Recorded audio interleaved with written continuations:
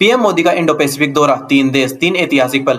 Indonesia में missile, Australia में uranium, New Zealand में 40 साल बाद मोदी का ऐतिहासिक दौरा। 6 से 11 जुलाई प्रधानमंत्री नरेंद्र मोदी का इंडो पैसिफिक दौरा, 3 देश 3 ऐतिहासिक पल और एक स्पष्ट संदेश। भारत अब सिर्फ दर्शक नहीं, इंडो पैसिफिक का एक निर्माता है। पहला पड़ाव इंडोनेशिया, 6 से 8 जुलाई। जकार्ता में पीएम मोदी का इंडोनेशिया राष्ट्रपति प्रबोवो सुबियांतो से मिलना इसलिए ऐतिहासिक था क्योंकि यह 2018 में दोनों देशों के व्यापारिक रणनीतिक साझेदारी बनने के बाद पहला द्विपक्षीय दौरा था। 7 बड़े सौदे, ब्रह्मोस एयरोस्पेस और इंडोनेशियाई रक्षा प्रणाली के बीच सुपरसोनिक क्रूज मिसाइल अनुबंध करीब 5200 करोड़ रुपए।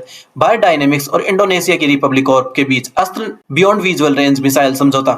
सबांग बंदरगाह है एमओयू, मलक्का जलडमरू मध्य के पास भारत को रणनीतिक पहुंच। महत्वपूर्ण खजाना, दोनों देशों को $25 अरब का व्यापार, आपूर्ति श्रृंखला, स्वास्थ्य, पर्यटन सहयोग। यज्ञकार्ता में प्रभानंद मंदिर परिसर, 9वीं सदी का त्रिमूर्ति को समर्पित यूनेस्को विश्व धरोहर का दौरा, भारत इंडोनेशिया की हिंदू बौद्ध सांस्कृतिक विरासत का जीवित प्रमाण। प्रभुओं ने कहा, हम 2 सबसे बड़े लोकतंत्र है, हमारी साझेदारी पूरे क्षेत्र के लिए है।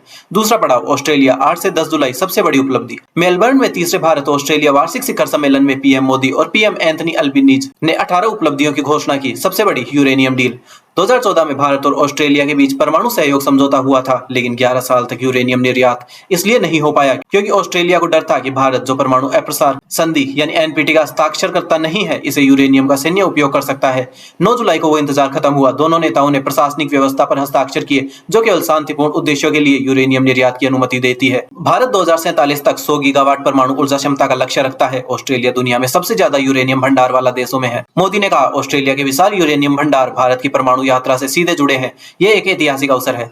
अल्बनीज ने मोदी की तारीफ की। प्रधानमंत्री मोदी, आपके नेतृत्व ने भारत ऑस्ट्रेलिया संबंधों में जो परिवर्तन लाया है वो असाधारण है। ऑस्ट्रेलिया अब भारत को यूरेनियम बेचने वाला 6ठा देश बना, रूस, फ्रांस, उज्बेकिस्तान, कजाकिस्तान और कनाडा के बाद। अन्य उपलब्धियां, मेलबर्न शिखर सम्मेलन, रक्षा और सुरक्षा सहयोग पर नई संयुक्त घोषणा, यह काशी अलायंस यानी लगभग गठबंधन का संकेत है। साइबर, महत्वपूर्ण प्रौद्योगिकी और आपूर्ति श्रृंखला साझेदारी की शुरुआत। CECA यानी व्यापक आर्थिक सहयोग समझौते की बातचीत जल्द पूरी करने के निर्देश। ऑस्ट्रेलियन सुपर ने भारत में $500 मिलियन ऑस्ट्रेलियाई डॉलर के निवेश की घोषणा की। कोकोस के लिंक द्वीप पर अस्थायी अंतरिक्ष ट्रैकिंग टर्मिनल, भारत अंतरिक्ष मिशनों को मदद के लिए। 2028-29 में ऑस्ट्रेलिया डिफेंस कॉलेज में भारतीय सैन्य प्रशिक्षक की नियुक्ति। मोदी ने मेलबर्न में क्रिकेट का जिक्र किया। यहाँ आकर खेल की बात न करे तो टॉस के बाद मैच न शुरू करने जैसा होगा। क्रिकेट भारत ऑस्ट्रेलिया संबंधों की राजनीतिक भाषा है। तीसरा पड़ाव न्यूजीलैंड, 10 से 11 जुलाई। 40 साल में पहली बार कोई भारतीय प्रधानमंत्री न्यूजीलैंड की राजकीय यात्रा पर। पीएम क्रिस्टोफर लक्सन के साथ बैठक। FTA यानी मुफ्त व्यापार समझौते की बातचीत की शुरुआत और भारतीय प्रवासी समुदाय को संबोधन।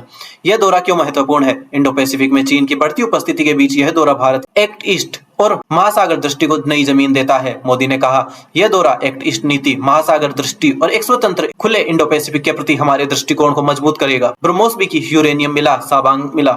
एक हफ्ते में 3 रणनीतिक जीत। यह दौरा सिर्फ तस्वीरों का नहीं, नतीजों का दौरा था। जब भारत का प्रधानमंत्री इंडोनेशिया में मंदिर जाए, ऑस्ट्रेलिया में यूरेनियम लाए और न्यूजीलैंड में 40 साल का सूखा खत्म करे, तो यह एक एक्ट ईस्ट नीति नहीं, एक्ट और डिलीवर नीति है।